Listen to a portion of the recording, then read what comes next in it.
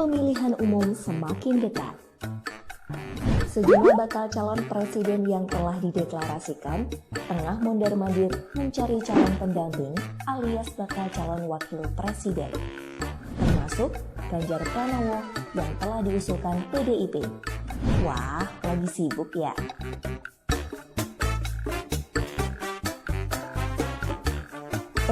Tapi bentar-bentar.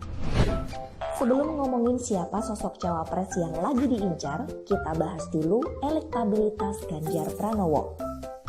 Setelah sekian lama nangkring di posisi teratas, elektabilitas Ganjar mengalami penurunan.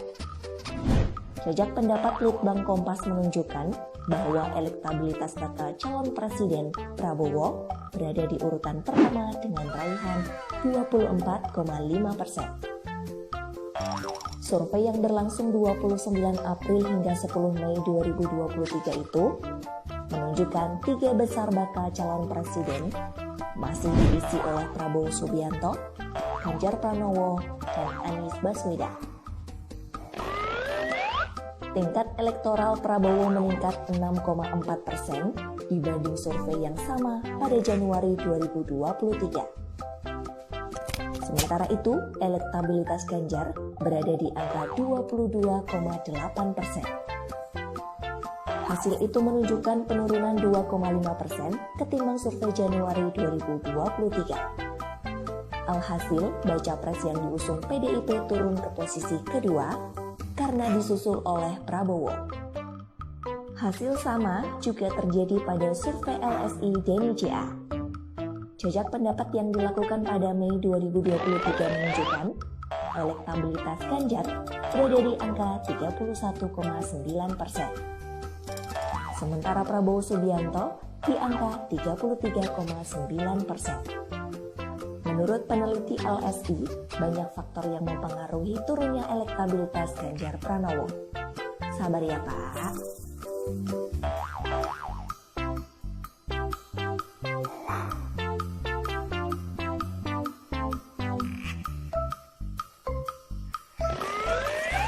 Oke, kembali lagi soal urusan pemilihan cawapres. Survei Litbang Kompas juga merilis sejumlah nama yang dinilai cocok mendampingi Ganjar pada kontestasi 2024 mendatang. Ada Ridwan Kamil, Sandiaga Uno, Prabowo, Erick Thohir, Anies Baswedan, dan sejumlah nama lainnya. Namun, lagi-lagi semua terserah Ibu Mega tentunya. Gitu. Jadi memang mazhab di dalam menentukan cawapres adalah bagaimana cawapres itu menopang kemenangan itu iya, bagaimana cawapres itu bisa membantu elektabilitas dan melengkapi elektabilitas, mendongkrak elektabilitas cawapres, tapi tidak serta-merta hanya berdasarkan kepada yang saya sampaikan tadi. Di sisi lain, PDIP membagikan bocoran bahwa ada 10 nama yang menjadi kandidat cawapres bagi Ganjar. Bahkan jumlahnya masih bisa bertambah. Di antara 10 kandidat cawapres untuk Ganjar, dikatakan ada nama tokoh Nahdlatul Ulama di dalamnya. Siapa dia?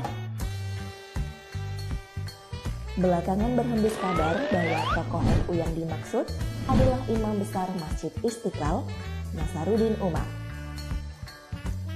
Pihak Partai Persatuan Pembangunan atau P3 sendiri juga telah membeberkan bahwa Nasaruddin Umar sosok yang tengah dibujuk agar mau mendampingi Ganjar Pranowo.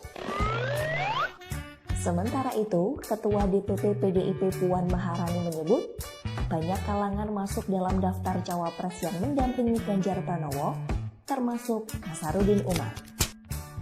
Terkait komunikasi PDIP dengan PBNU, Puan menyebut bahwa PDI menjaring calon pendamping Ganjar dicari dari semua kalangan. Soal Ganjar dan Nasaruddin, ternyata keduanya telah lama mengenal. Hal ini diketahui dari pengakuan Ganjar Pranowo. Menurut Ganjar, Nasaruddin merupakan sosok yang karismatik dan punya pemikiran terbuka.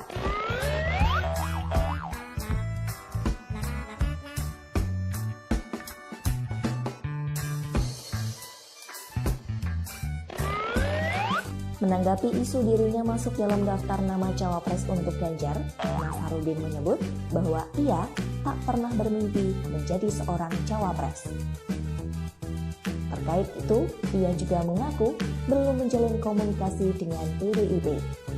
Jangankan komunikasi, ia bahkan mengaku bahwa sejauh ini tak punya hubungan spesifik dengan PDIP.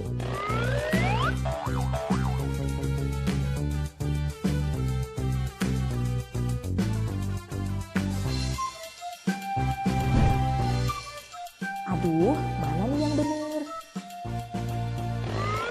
Sementara itu, pihak Nahdlatul Ulama menyatakan tak akan ambil bagian dalam kontestasi Pilpres 2024. Ketua Umum PBNU, Yahya Khalil Stakuf menegaskan bahwa NU tidak boleh terseret arus konflik kepentingan. Gus Yahya menyampaikan bahwa tidak ada pembahasan nama cawapres tertentu di internal PBNU dan tak akan mengajukan kader. Jika ada nama tokoh NU yang terseret pertarungan Pilpres, maka hal itu bukan merupakan keputusan PBNU, melainkan kesepakatan pribadi.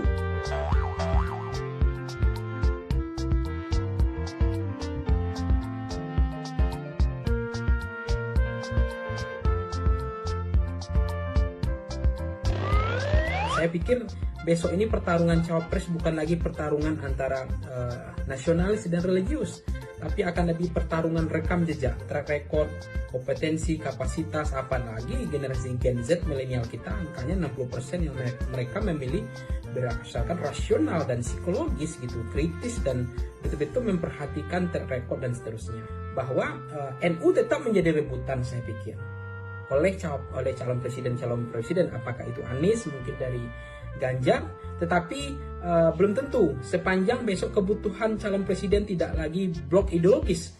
Bisa saja kebutuhan lain adalah track record, rekam jejak, latar belakang kewirausahaan atau pebisnis, latar belakang militer, bisa bagaimana pemerintahan yang kuat, bisa saja, atau latar belakang yang lain, misalnya kebutuhan capres besok adalah Gen Z, generasi milenial yang 60% yang dianggap pemilih kritis rasional berdasarkan programatik dan berdasarkan track record dan good look.